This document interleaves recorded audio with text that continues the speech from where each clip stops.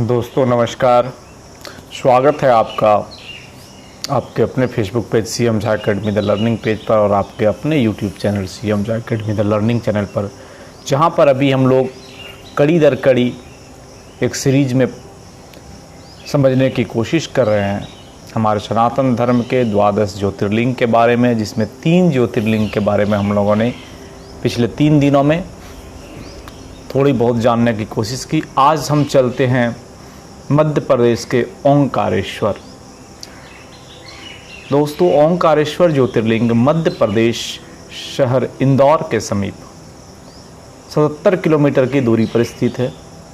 जिस स्थान पर यह ज्योतिर्लिंग स्थित है उस स्थान पर नर्मदा नदी बहती है और पहाड़ी के चारों ओर नदी बहने से यहाँ ओम का आकार बनता है।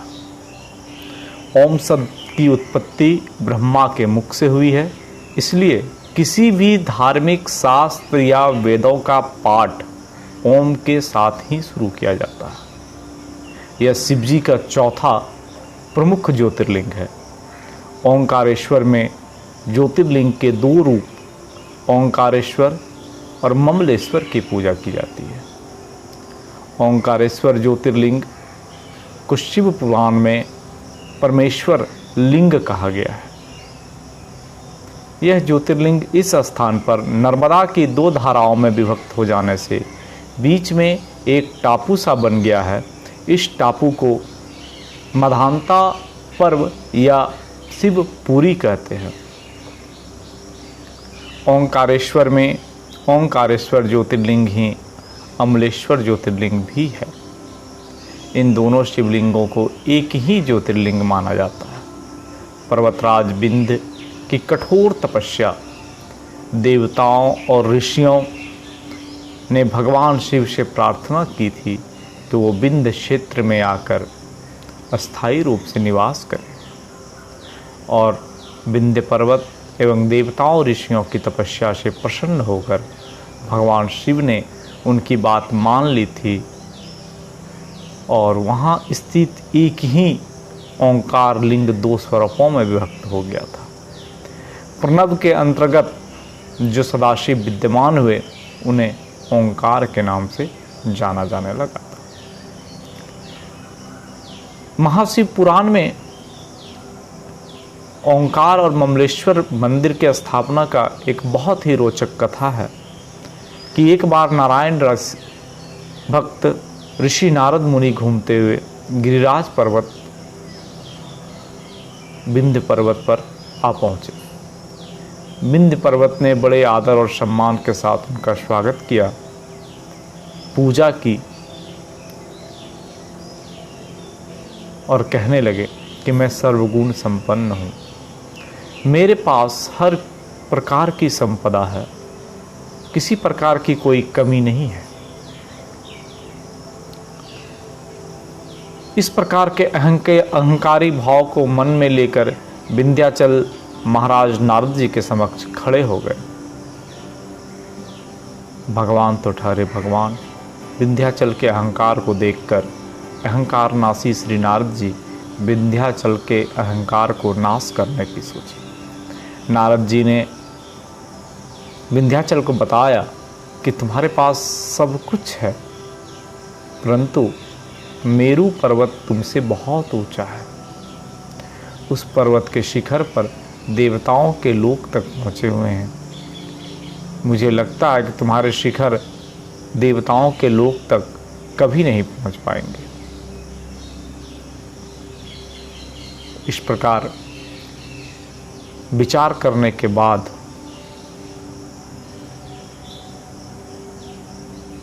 विंध्याचल पर्वत को बहुत ही पछतावा और दुख होने लगा। नारद जी तो वहाँ से चले गए, परंतु उसी समय विंध्याचल पर्वत ने यह निर्णय किया कि वह भगवान शिव की आराधना करेगा और तपस्या करेगा।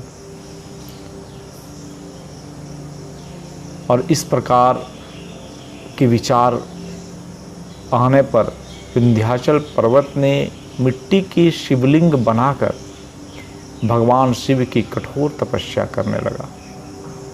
कई माह, कई वर्षों कठोर तपस्या के बाद भगवान शिव उनकी तपस्या से प्रसन्न हुए। उन्होंने विंध्याचल को साक्षात दर्शन दिए और आशीर्वाद दिया।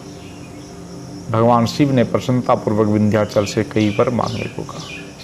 विंध्य पर्वत ने कहा, भगवान यदि आप मुझ पर प्रसन्न हैं तो हमारे कार्य की सिद्धि करने वाली अभिष्ट बुद्धि हमें प्रदान करें। विंध्य पर्वत की याचना को पूरा करते हुए भगवान शिव ने विंध्य को वर दे दिया। उसी समय कुछ देवतागण और कुछ ऋषिगण भी वहाँ पहुँचे। देवताओं और ऋषियों के अनुरोध पर वहाँ स्थित ज्योतिर्लिंग दो स्वरूपों में विभक्त हो गया। एक प्रणवलिंग ओंकारेश्वर और दूसरा पार्थिव लिंग ममलेश्वर ज्योतिर्लिंग के नाम से प्रसिद्ध हुआ। ओंकारेश्वर लिंग किसी मनुष्य के द्वारा गढ़ा, तरासा या बनाया हुआ नहीं है। ओंकारेश्वर एक प्राकृतिक लिंग है। ओंकारेश्वर लिंग के चारों तरफ हमेशा जल भरा हुआ रहता है। प्रायः किसी मंदिर में लिंग की स्थापना किसी गर्भगृह के मध्य में होती है,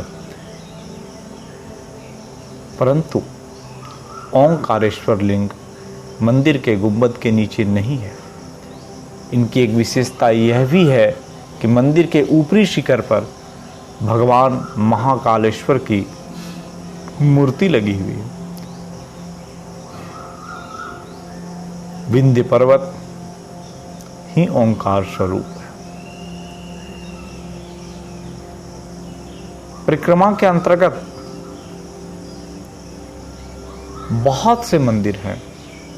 विंध्याचल पर्वत की परिक्रमा के अंतर्गत बहुत से मंदिर हैं और इन मंदिरों के कारण ही वो पर्वत ओंकार के स्वरूप में दिखने को लगता है। ओंकारेश्वर मंदिर ओंकार में बने चंद्र का जो स्थान है, वही स्थान विंध्याचल पर्वत में सारे मंदिरों के बीच ओंकारेश्वर मंदिर का भी स्थान है। तो दोस्तों, कैसी लगी हमारी जानकारी भगवान शिव के चतुर्थ ज्योतिर्लिंग ओंकारेश्वर के बारे में? सुनते रहिए हमारी भगवान शिव की इस कड़ी को। आगे हम पूरे 12 ज्योतिर्लिंग के बारे में और भगवान शिव की अनेकानेक कथाओं के बारे में चर्चा करते रहेंगे। आज बस इतना ही। विदा दीजिए अपने दोस्त इंजीनियर सीएम झा को। कल फिर मिलेंगे इसी समय एक और ज्योतिर्लिंग के बारे में। धन्यवाद।